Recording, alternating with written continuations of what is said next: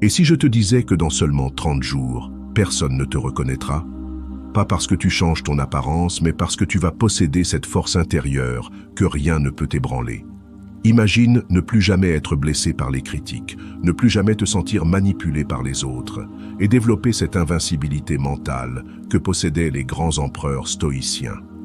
Ce que tu vas découvrir aujourd'hui, ce ne sont pas des astuces de développement personnel classiques. C'est un système de transformation mentale qui a survécu à 2000 ans d'histoire et qui a forgé des hommes et des femmes extraordinaires. Mais attention, ce que je vais partager ne fonctionne que si tu es prêt à affronter tes propres vulnérabilités sans détour.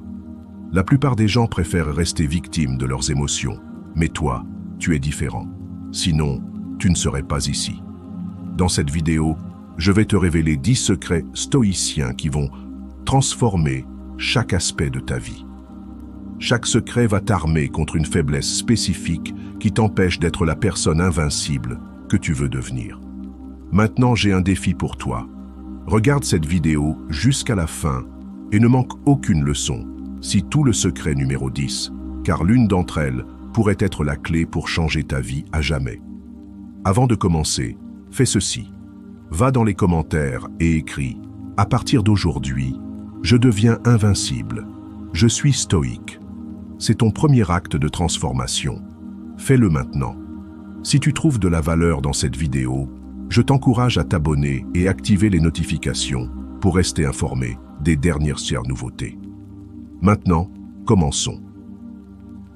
Secret 1. L'art de l'indifférence stratégique. Tu souffres encore quand on te critique.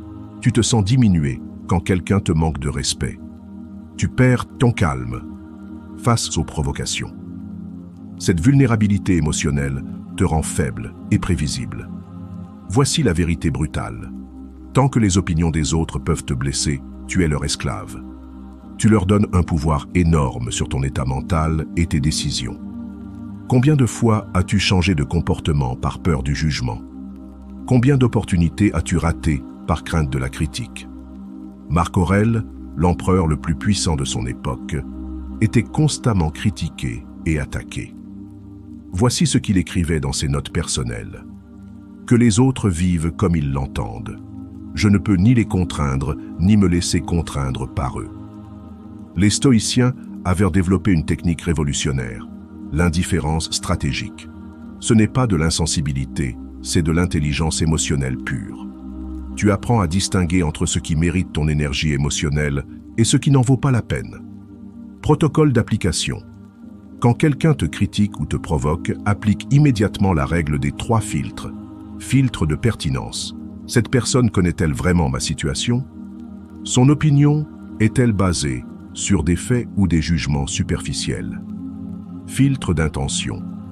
Cette critique vient-elle d'un désir sincère de m'aider ou d'un besoin de me rabaisser? Filtre d'utilité. Y a-t-il quelque chose de constructif que je peux extraire de cette remarque? Si la critique ne passe pas ces 3 filtres, libère-toi en immédiatement. Dis-toi mentalement, cette opinion n'a aucun pouvoir sur moi. Exercice quotidien.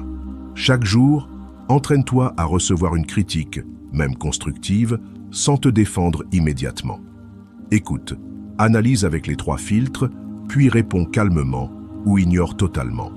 Tu vas développer cette aura de quelqu'un qu'on ne peut pas atteindre émotionnellement. Les gens vont te respecter davantage parce que tu ne réagis plus comme un enfant blessé à chaque remarque. Secret 2. La forteresse mentale anti-manipulation. Tu te fais avoir. Les gens abusent de ta gentillesse. Ils utilisent tes émotions contre toi. Tu dis oui quand tu veux dire non, par peur de décevoir.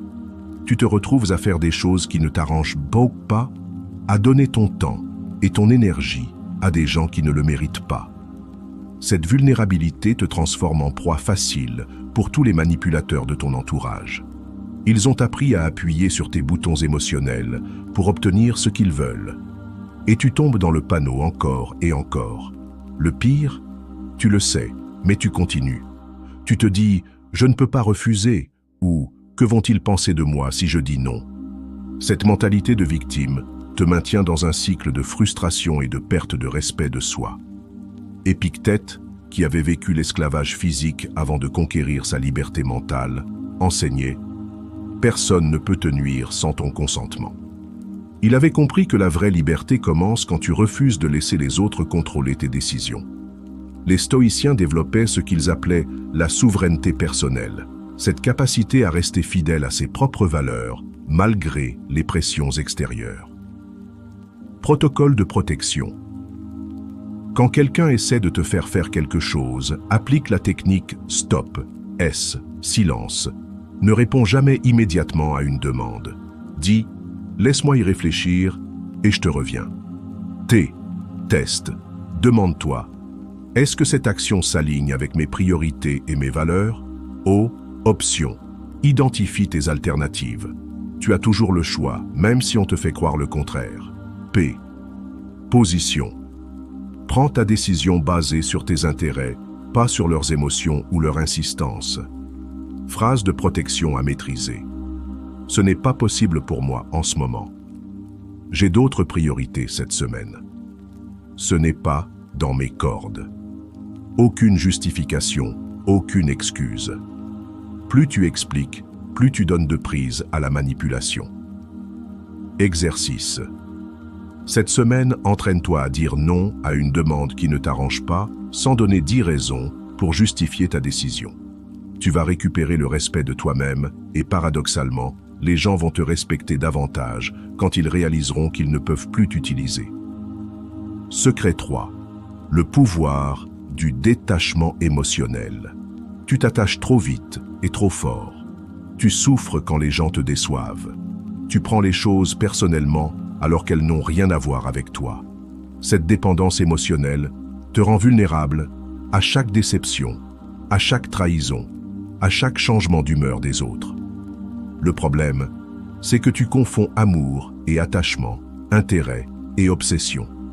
Tu crois qu'aimer quelqu'un ou quelque chose signifie ne pas pouvoir vivre sans. Cette confusion te transforme en esclave émotionnel. Résultat, tu vis sur des montagnes russes émotionnelles. Quand les autres sont contents, tu es content. Quand ils sont distants, tu paniques. Tu passes ton temps à analyser leur comportement, à essayer de deviner leur humeur, à adapter tes actions pour maintenir leur attention. Sénèque, qui avait perdu sa fortune plusieurs fois et survécu à l'exil, avait développé une sagesse précieuse. Aime comme si tu allais haïr, et haïs comme si tu allais aimer. Il ne parlait pas de cynisme, mais de protection émotionnelle. Les stoïciens pratiquaient l'attachement détaché, cette capacité à donner le meilleur de soi dans une relation tout en gardant une zone de liberté intérieure intouchable. La technique du jardin intérieur. Imagine ton bien-être émotionnel comme un jardin. Ce jardin t'appartient entièrement. Tu peux inviter les gens à le visiter, à en profiter, mais tu ne peux jamais leur donner les clés. Si tu donnes les clés de ton jardin intérieur aux autres, ils peuvent le saccager à tout moment. Application pratique. Zone autonome. Identifie 3 sources de bonheur qui ne dépendent que de toi. Un hobby, un projet personnel, une passion. Règle du 70-30. Investis maximum 70% de ton énergie émotionnelle dans tes relations. Garde toujours 30% pour toi-même. Test de détachement. Demande-toi régulièrement. Si cette personne disparaissait demain de ma vie, est-ce que je m'effondrerais ou est-ce que je continuerais à vivre pleinement? Mantra quotidien. J'aime sans m'attacher. Je donne sans me vider. Je reçois sans dépendre. Tu vas développer cette sérénité de quelqu'un qui peut t'aimer profondément, sans vivre dans la peur constante de perdre. Cette stabilité émotionnelle va attirer les bonnes personnes dans ta vie et repousser les profiteurs. Secret 4. La stratégie du silence puissant. Tu parles trop. Tu révèles trop de choses sur toi, tes projets, tes problèmes. Tu cherches la validation en racontant tes succès et ta compassion en partageant tes échecs. Cette surexposition te rend vulnérable et prévisible. Voici ce qui arrive quand tu parles trop. Les gens utilisent tes informations contre toi. Ils connaissent tes faiblesses et savent comment t'atteindre. Il sabote tes projets en semant le doute. Il minimise tes succès par jalousie. Pire encore, plus tu parles, moins les gens t'écoutent vraiment. Le silence n'est pas du mutisme, c'est de la stratégie. Quand tu maîtrises l'art de parler au bon moment et de te taire au bon moment, tu développes un pouvoir énorme, celui de l'imprévisibilité et du mystère. Marc Aurèle écrivait « Observe le silence plus souvent que tu ne parles, et quand tu parles, fais en sorte que ce soit utile. » L'empereur le plus puissant du monde avait compris que le silence est souvent plus puissant que les mots. Les stoïciens distinguaient 3 types de paroles, celles qui aident, celles qui nuisent et celles qui ne servent à rien. Ils évitaient les 2 dernières catégories. Les 4 règles du silence stratégique. Règle des projets. Ne parle jamais d'un projet avant qu'il soit à 80% réalisé. Plus tu en parles, moins tu as d'énergie pour le faire. Règle des problèmes. Ne partage tes difficultés qu'avec une seule personne de confiance maximum. Les autres sont là pour les ragots, pas pour t'aider. Règle des succès. Laisse tes résultats parler d'eux-mêmes. Est-ce que révéler cela peut me nuire plus tard? Est-ce que je parle pour aider ou pour impressionner? Phrase de redirection. Je préfère en parler quand j'aurai plus de recul. C'est encore en développement. Et toi, comment tu gères cette situation? Exercice. Pendant 3 jours, réduis tes paroles de 50%. Force-toi à écouter plus que tu ne parles. Observe l'effet sur tes relations. Tu vas développer cette aura mystérieuse de quelqu'un qui en sait plus qu'il n'en dit. Les gens vont te faire davantage confiance parce qu'ils sauront que tu es discret. Ta parole va avoir plus de poids parce qu'elle sera plus rare.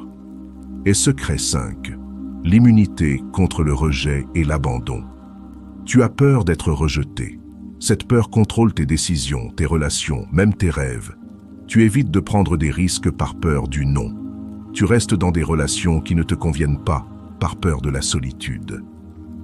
Tu ne poursuis pas tes vrais objectifs, par peur de l'échec. Cette peur du rejet te maintient dans une vie en dessous de tes possibilités. Tu joues petit pour ne pas déplaire. Tu dis ce que les gens veulent entendre, plutôt que ce que tu penses vraiment. Tu acceptes des compromis qui t'étouffent lentement. Le paradoxe cruel, plus tu as peur du rejet, plus tu l'attires. Les gens sentent ton besoin désespéré d'approbation et ça les repousse. Ils perdent le respect pour quelqu'un qui ne se respecte pas assez pour risquer le rejet. Épictète enseignait « Si tu veux améliorer, accepte d'être considéré comme stupide et ignorant dans les domaines qui ne te concernent pas. » Il avait compris que l'opinion des autres est le prix à payer pour vivre selon ses propres valeurs. Les stoïciens développaient ce qu'ils appelaient l'autosuffisance émotionnelle, cette capacité à être complet, même seul, à trouver sa valeur en soi-même plutôt que dans le regard des autres. Le protocole d'immunisation. Étape 1. Désensibilisation progressive. Chaque jour, fais quelque chose qui risque un petit rejet social. Demande une réduction dans un magasin. Exprime une opinion différente dans une conversation. Propose une idée originale au travail. Invite quelqu'un qui pourrait dire non. Étape 2. Redéfinition du rejet. Quand quelqu'un te dit non, réinterprète immédiatement. Cette personne n'était pas la bonne pour cette opportunité. Ce refus me libère pour quelque chose de mieux. J'ai eu le courage de demander, c'est déjà une victoire. Étape 3. Construction de ta valeur intrinsèque. Identifie 5 qualités qui te définissent indépendamment de l'opinion des autres. Tes compétences, tes valeurs, tes expériences, ta résilience, ta croissance. La règle des 100 rejets. Fixe-toi l'objectif de collecter 100 petits rejets ce mois-ci. Chaque non devient une victoire parce qu'il prouve que tu as osé demander. Plus tu collectes de rejets, plus tu deviens fort. Affirmation quotidienne. Ma valeur ne dépend pas de l'acceptation des autres. Je suis complet en moi-même et j'attire naturellement les bonnes personnes. Tu vas développer cette confiance rare de quelqu'un qui n'a besoin de personne pour se sentir entier. Cette autonomie émotionnelle va ironiquement attirer plus de gens vers toi, parce que l'indépendance est magnétique. Secret 6. La transformation de la douleur en force. Tu évites la souffrance à tout prix.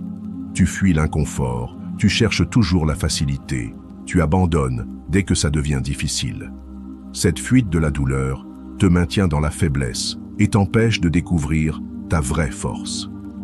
Voici la vérité que personne ne t'a jamais dite. Chaque fois que tu évites la douleur, tu évites aussi la croissance. Tes muscles ne se développent qu'avec la résistance.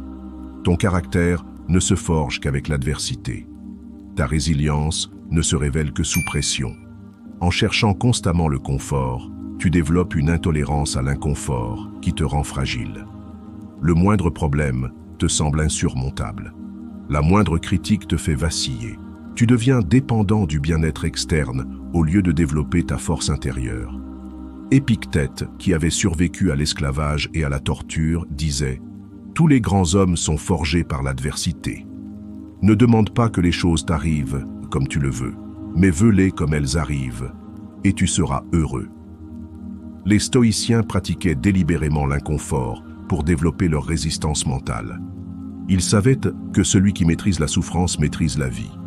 Le protocole de transformation. Phase 1. Acceptation active. Quand la douleur surgit, physique, émotionnelle, psychologique, applique la formule APPR, accepter. Je ressens cette douleur et je l'accepte comme partie de l'expérience humaine. Perspective. Cette souffrance est temporaire et elle a quelque chose à m'enseigner. Pouvoir. Je peux choisir comment répondre à cette situation. Révélation. Quelle force cette épreuve peut-elle révéler en moi? Phase 2. Extraction de sagesse. Pour chaque difficulté, demande-toi, quelle leçon puis-je en tirer? Quelle qualité dois-je développer? Patience, courage, persévérance. Comment cette expérience peut-elle m'aider à aider les autres? Phase 3. Entraînement volontaire. Choisis délibérément des inconforts pour t'entraîner. Douche froide, 2 minutes chaque matin. Jeûne intermittent, 1 jour par semaine. Exercice physique jusqu'à l'épuisement. Méditation 10 minutes par jour sans bouger. Mantra de transformation. Cette douleur ne me brise pas, elle me forge. Chaque épreuve révèle une force que je ne connaissais pas. Exercice de visualisation.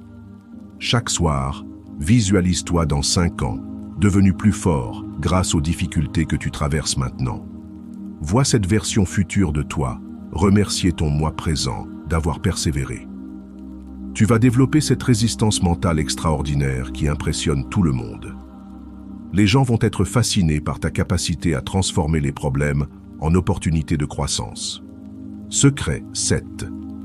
Le contrôle total de tes réactions. Tu exploses au mauvais moment. Tu dis des choses que tu regrettes. Tu prends des décisions impulsives sous le coup de l'émotion. Cette réactivité incontrôlée détruit tes relations, sabote tes opportunités et mine ta réputation. Le problème, c'est que tu confonds sentir et réagir. Tu crois que si tu ressens de la colère, tu dois l'exprimer. Si tu ressens de la peur, tu dois fuir. Si tu ressens de la frustration, tu dois te plaindre. Cette confusion te transforme en esclave de tes émotions. Résultat, les gens marchent sur des œufs autour de toi parce qu'ils ne savent jamais comment tu vas réagir. Ton entourage professionnel te considère comme instable. Tes proches perdent confiance en ta capacité à gérer les situations difficiles. Marc Aurèle, qui dirigeait un empire en guerre, écrivait « Combien de problèmes tu évites en ne te précipitant pas pour dire ou faire quelque chose. Au lieu de cela, arrange d'abord tes pensées et regarde les choses calmement. » Les stoïciens avaient découvert un secret révolutionnaire. Entre le stimulus et ta réaction, il y a un espace. Et dans cet espace se trouve ton pouvoir de choisir. Tu peux ressentir une émotion sans être obligé d'y réagir immédiatement. Le système de maîtrise pare. P. Pause. Dès qu'une émotion forte surgit, impose-toi une pause de 6 secondes minimum. Compte lentement jusqu'à 6. A. Analyse. Demande-toi, qu'est-ce que je ressens exactement? Pourquoi je ressens ça? Qu'est-ce qui a déclenché cette émotion? R. Réflexion. Si je réagis impulsivement maintenant, qu'est-ce qui va se passer? Est-ce que ça va améliorer ou empirer la situation? E. Exécution. Comment la meilleure version de moi-même réagirait dans cette situation? Puis agis selon cette sagesse, pas selon ton impulsion. Les 3 respirations du contrôle. Avant toute réaction importante. Première respiration. Je ressens cette émotion. Deuxième respiration. Je la reconnais mais je ne la subis pas. Troisième respiration. Je choisis ma réponse, consciemment. Exercice d'entraînement. Simulation de stress. Mets-toi délibérément dans des situations légèrement stressantes, embouteillage, attente, service client, pour t'entraîner à rester calme. Réponse différée. Pour tous les messages émotionnels, mails agaçants, critiques, attends 2 heures avant de répondre. Journal des déclencheurs. Note chaque situation qui t'a fait réagir impulsivement et analyse après coup comment tu aurais pu mieux gérer. Phrase de recentrage. Je ne suis pas mes émotions. Je suis celui qui les observe et qui choisit comment y répondre. Tu vas développer cette réputation précieuse de quelqu'un sur qui on peut compter dans les moments de crise. Cette maîtrise de soi va t'ouvrir des opportunités de leadership que tu n'imaginais pas. Secret 8. La construction d'une confiance inébranlable. Ta confiance dépend encore des circonstances. Quand ça va bien, tu te sens fort. Quand ça va mal, tu doutes de tout. Cette confiance conditionnelle te rend instable et prévisible. Tu as besoin de résultats externes pour te sentir valable. Cette dépendance aux succès extérieurs pour ta confiance est un piège, parce que la vie est faite de hauts et de bas. Si ta confiance s'effondre à chaque échec, tu ne pourras jamais construire quelque chose de durable. Tu seras toujours à la merci des événements. Pire encore, cette confiance fragile se voit. Les gens sentent ton besoin de validation.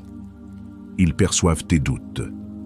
Cette instabilité les fait douter de tes capacités, créant un cercle vicieux où tu obtiens moins de succès, ce qui diminue encore plus ta confiance.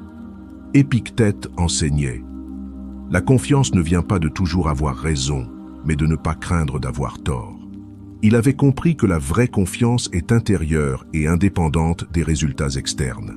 Les stoïciens construisaient leur confiance sur leurs valeurs et leurs efforts, pas sur leur succès.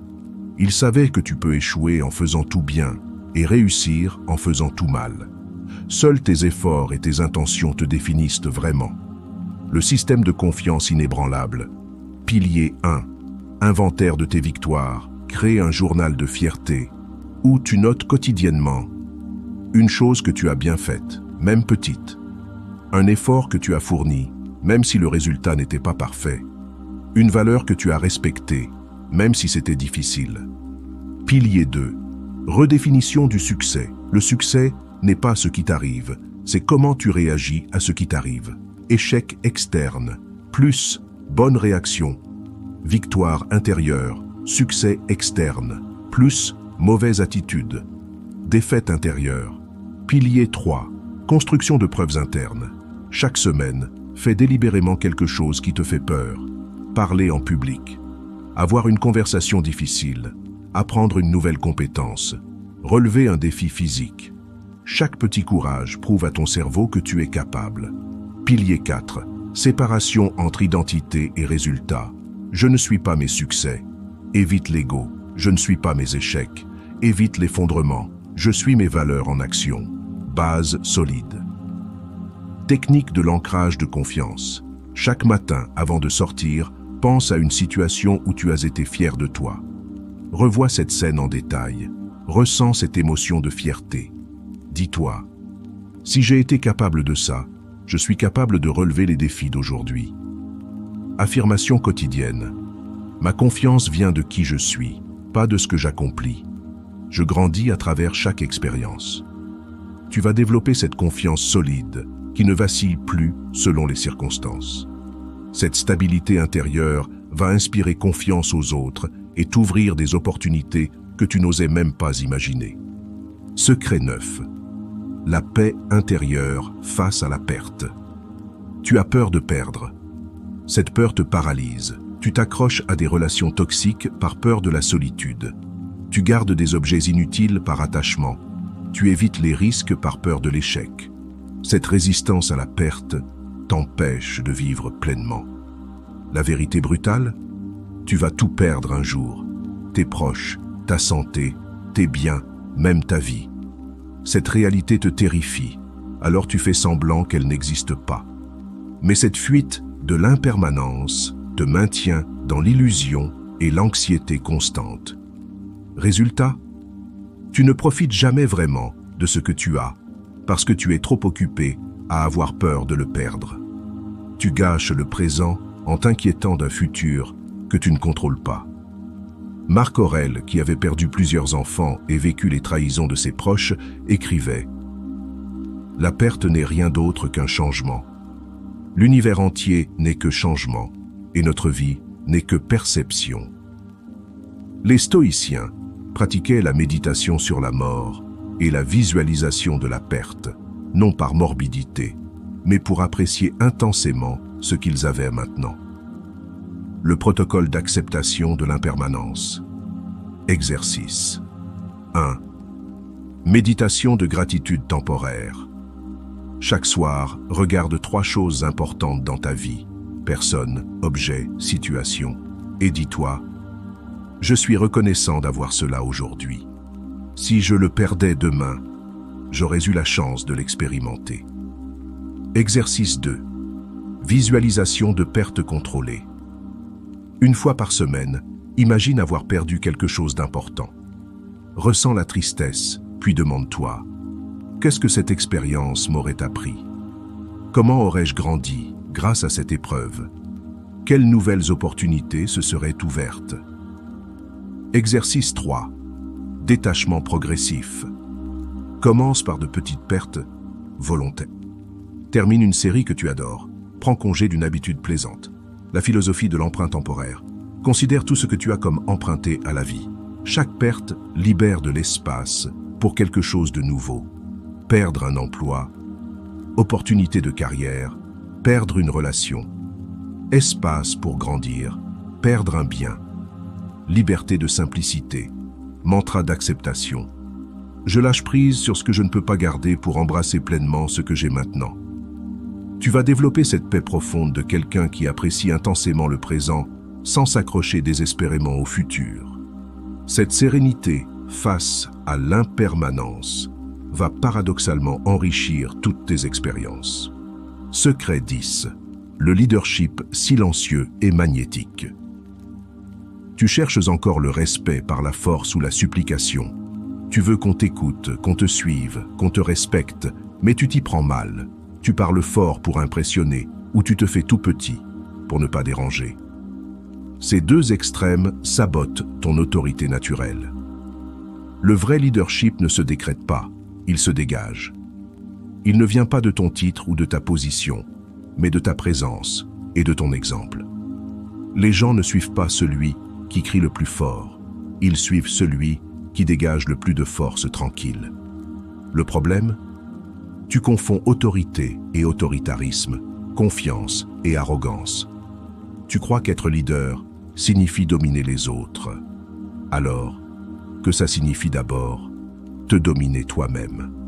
Marc Aurèle était l'homme le plus puissant de son époque, mais il dirigeait par l'exemple plus que par les ordres.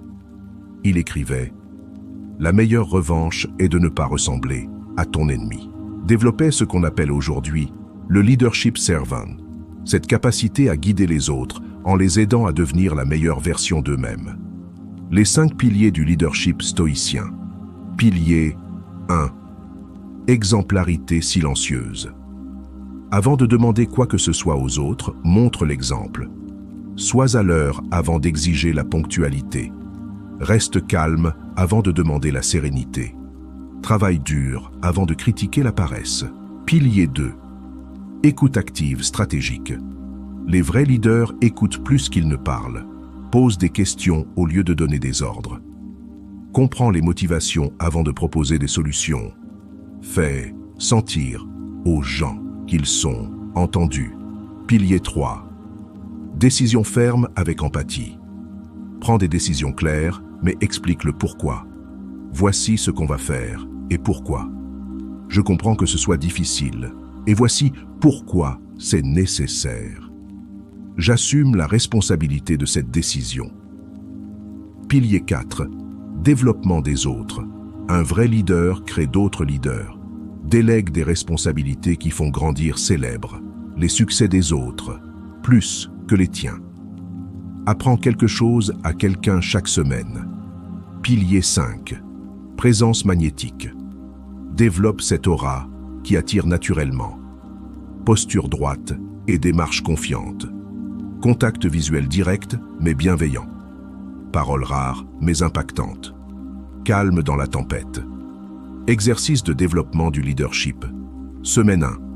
Dans chaque groupe, travail, famille, amis, identifie un problème et propose une solution constructive sans critiquer personne.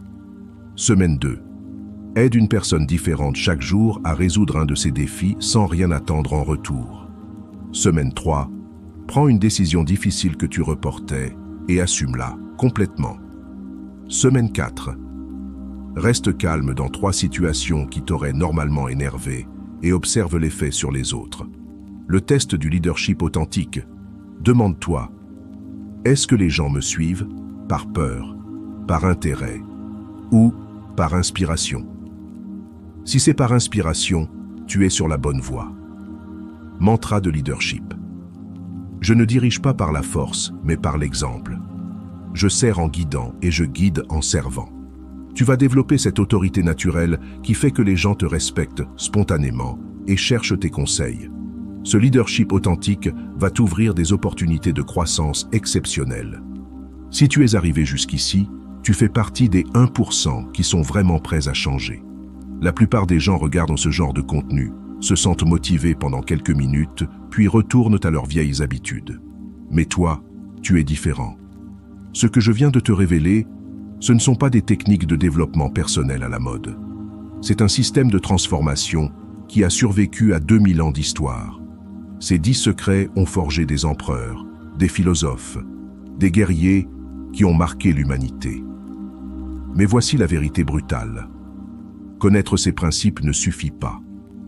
Tu peux mémoriser toutes les citations de Marc Aurèle, comprendre parfaitement la philosophie d'Épictète et rester exactement la même personne qu'aujourd'hui. La transformation ne se produit que dans l'action quotidienne, dans l'application répétée de ces principes jusqu'à ce qu'ils deviennent automatiques. Ton plan de transformation. 30 jours, semaine. 1. Fondation. Applique les secrets 1 à 3. Maîtrise l'indifférence stratégique. Développe ta forteresse anti-manipulation. Pratique le détachement émotionnel. Semaine 2. Protection. Ajoute les secrets. 4 à 6. Utilise le silence stratégique. Immunise-toi contre le rejet. Transforme ta douleur en force. Semaine 3. Maîtrise. Intègre les secrets. 7-8. Contrôle totalement tes réactions. Construis une confiance inébranlable. Semaine 4. Excellence. Complète avec les secrets. 9-10. Trouve la paix face à la perte. Développe ton leadership magnétique. Mais laisse-moi te prévenir, ce ne sera pas facile. Il y aura des moments où ton ancien moi va résister, où tu vas avoir envie d'abandonner, de retourner à tes anciens schémas. C'est normal. La grandeur dérange toujours l'ego, qui préfère le confort de la médiocrité. Quand ce moment arrivera, et il arrivera, souviens-toi de cette frustration que tu ressens maintenant. Souviens-toi de cette version invincible de toi-même qui attend de naître. Ton engagement maintenant. Si cette vidéo t'a donné envie de commencer cette transformation, voici ce que tu vas faire. Premièrement, mets un like à cette vidéo. Ce n'est pas juste pour m'aider, c'est ton premier acte d'engagement envers ton changement. Deuxièmement, partage cette vidéo avec une personne qui en a besoin. Tu connais quelqu'un qui lutte avec ses émotions, qui se sent faible face aux autres, qui a perdu confiance en lui. Tu pourrais littéralement changer sa vie.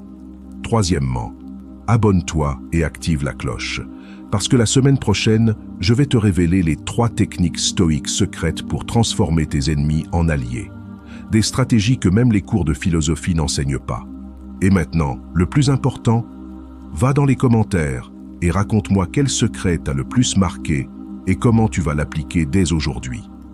Cette communauté que nous construisons, ce n'est pas juste une audience YouTube, c'est une fraternité de personnes qui ont décidé de devenir invincibles. Chaque témoignage que tu partages inspire quelqu'un d'autre à commencer sa transformation. La seule question qui reste, es-tu prêt à faire ce qu'il faut pour devenir invincible? Dans 30 jours, tu ne seras plus la même personne. La question est, seras-tu plus fort ou plus faible qu'aujourd'hui? À très bientôt et n'oublie pas, ta version invincible t'attend. Il ne tient qu'à toi d'aller la chercher.